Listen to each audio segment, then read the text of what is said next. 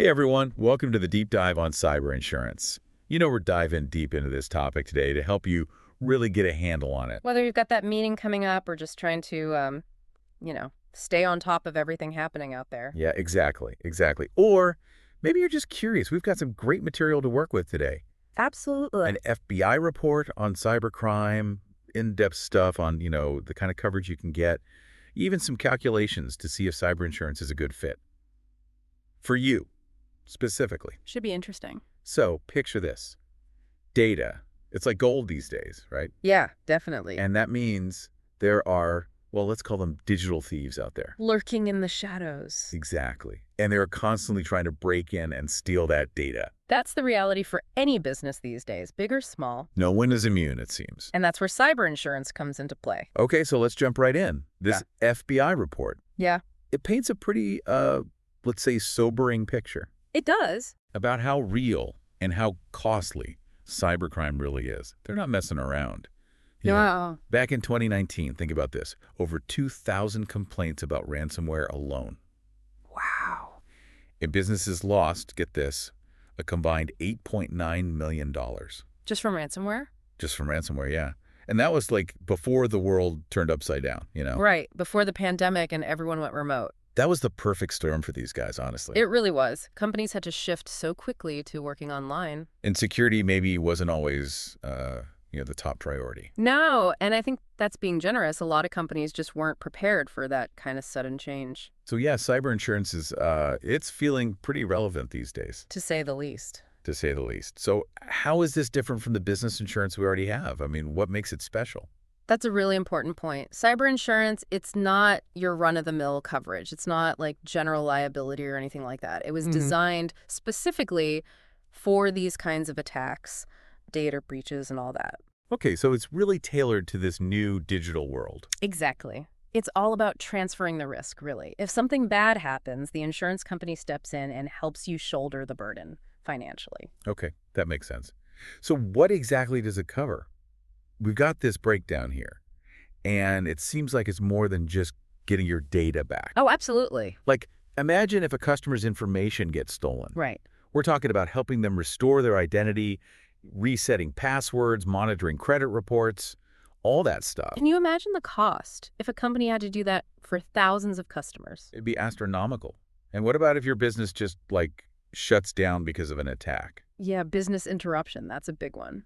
Let's say your website goes down for a week because of ransomware. That's a week of lost revenue, potentially. Cyber insurance can help cover those losses. And then there's, the communication side of things. Yeah, A data breach, it's a PR nightmare. You got to tell your customers, your employees, maybe even investors. And that communication, it's not cheap. Cyber insurance can help with that too. Here's something I hadn't thought about. It can cover fines and penalties Really? from regulators, you know? Yeah. Like if you didn't handle sensitive information correctly, GDPR, IPIA, all those rules. Wow, I didn't realize that. And get this, it can even cover cyber extortion payments. That's wild. So, if you get hit with ransomware and they demand a payment. Yeah. The insurance might actually cover that. Crazy, right? It is. It really makes you think, could you handle the cost of rebuilding your entire IT infrastructure? From scratch. Yeah, from scratch after a big attack. That's a scary thought. It is. That's what cyber insurance is for, that peace of mind, knowing you're not alone if something like that happens. Okay, this is a lot to digest. But one question that pops into my mind is, if a company already has good security, do they really need this? I mean, if they're already doing everything right. It's a good question, and it comes up all the time. Think of it like this. You wear a seatbelt, even if you're a good driver. Yeah, I get that. You can't control what other drivers are doing. And accidents happen. Exactly. So you're prepared, just in case. Cyber insurance, it's that extra layer of protection, even if you're doing everything right on your end. So it's like, you could be as careful as you want, but you can't control the whole world. And you can't predict everything. Right. And this is where it gets real for everyone listening. Are you prepared to cover the costs of a cyber attack? Because even a small one can get expensive fast. And the costs can spiral out of control. So, okay, we've established that cyber insurance is probably a good idea, but how do you know if it's actually a good investment? I see here something called annualized loss expectancy. Right, ALE. Is that what we need to look at? This report says it helps you calculate, The potential financial hit over a year from a cyber attack? It does. It gives you a framework, a way to think about it. Yeah. And don't let the name scare you. We can break it down, make it understandable. Basically, it looks at two things. How likely is it that an attack will happen? And if it does happen, how much will it cost your business specifically? So instead of just throwing darts at a board, you're actually crunching the numbers to see if the insurance makes financial sense. Exactly. You're comparing the potential cost of an attack with the cost of the insurance, seeing if the benefits outweigh the costs. That makes a lot of sense. So we're going to get into that next, figuring out if it's worth the investment. Exactly. We'll dive into the nitty-gritty of how to actually make that decision. Okay, so we're starting to see why cyber insurance is becoming so important for businesses. But what I'm curious about is, what happens if you actually need to use it? What's that whole process like? That's a great question because honestly, nobody buys insurance hoping they'll have to file a claim, right? Right, it's like the last thing you want to think about. But in the world of cyber attacks, it's really not a matter of if, but when. Yeah, that's true. So you gotta be prepared. Okay, so if the worst happens, what's the first step? What do you do? The most important thing is speed. You have to inform your insurance company right away as soon as you even suspect something's wrong. So, even if you're not 100% sure. Yeah, it's better to err on the side of caution. And this is where having a plan in place is absolutely crucial. A plan? So it's not just about having the insurance, it's about knowing how to use it, too. Exactly. Your incident response plan, it should have everything spelled out. Who to contact at the insurance company, what information they need, how to document everything properly. Because in these situations, every second counts, right? You got it. The faster you act, the better chance you have of containing the damage, limiting the impact. And I guess delaying things could make it even worse. Oh, absolutely. The clock is ticking from the moment an attack happens. Okay, so you've notified the insurance company. What happens next? Do they just cut you a check and say, good luck? Not quite. This is where things get a little more interesting. Most cyber insurance policies will give you access to a team of experts. Sometimes they're called breach coaches. Breach coaches. Yeah, think of them as your guides through this whole process. They've been there, done that. They know the ropes. So they're like your cyber Sherpas helping you navigate this treacherous mountain of a data breach. I like that. That's a great way to put it. These experts will help you figure out the scope of the breach, gather evidence, even work with law enforcement if it's necessary. They'll also walk you through your coverage and figure out what costs are eligible for reimbursement. Okay, that actually sounds pretty helpful. But I'm guessing there's some catches, right? Insurance companies, they love their fine print. You're not wrong. Cyber insurance policies can have a lot of specific requirements and exclusions, things you need to be aware of. Like what? What are some of the things that could trip you up?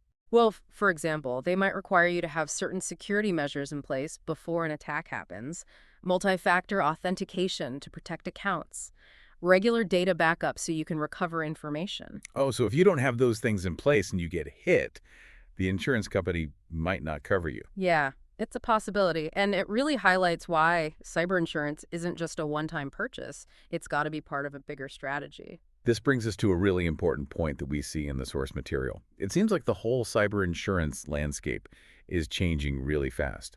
Are there any, big trends that people should be aware of?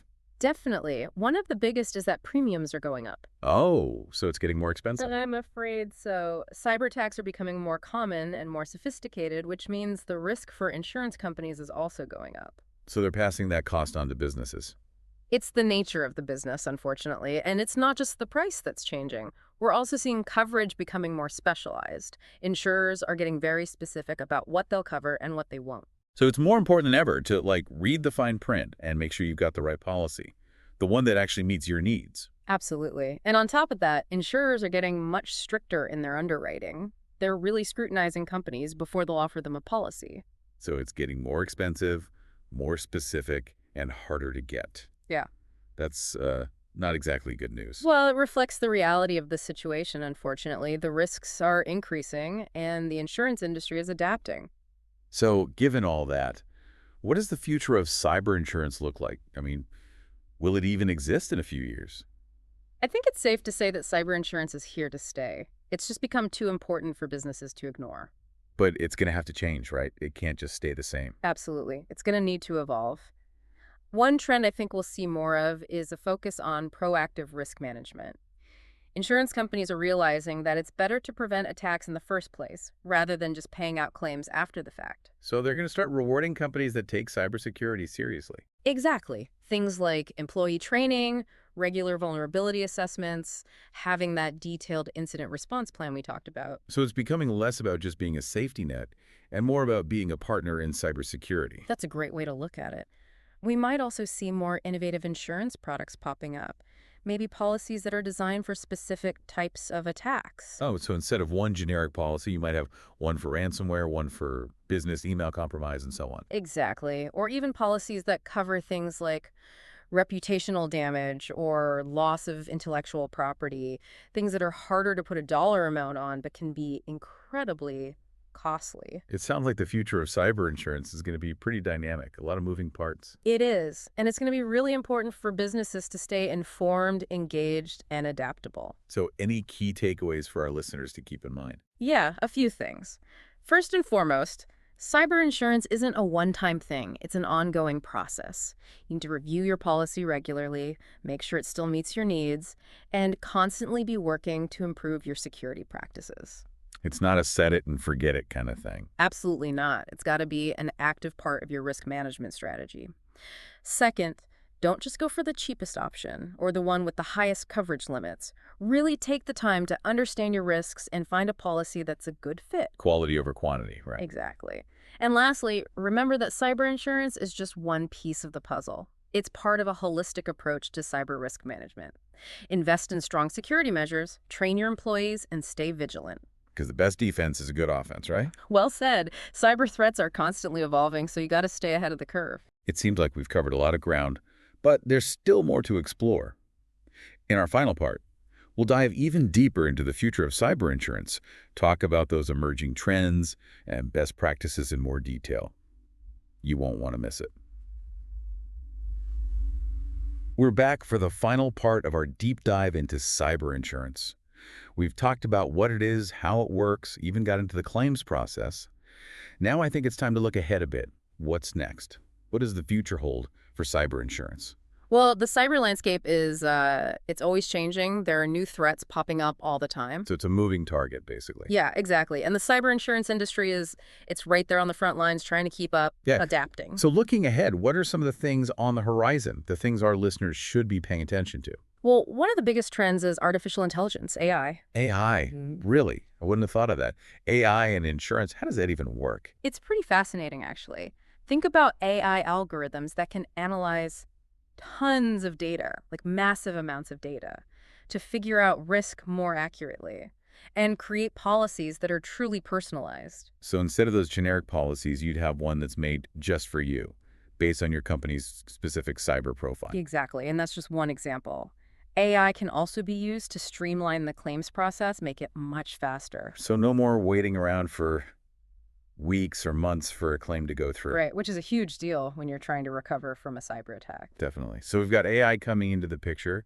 What else? Anything else new and exciting happening? Well, there's something called cyber insurance as a service that's starting to gain some traction. Cyber insurance as a service. Okay, that sounds interesting. Tell me more. So it's kind of a different way of thinking about cyber insurance, more like a subscription service, but it combines traditional coverage with proactive security services. So it's not just about paying out if something bad happens.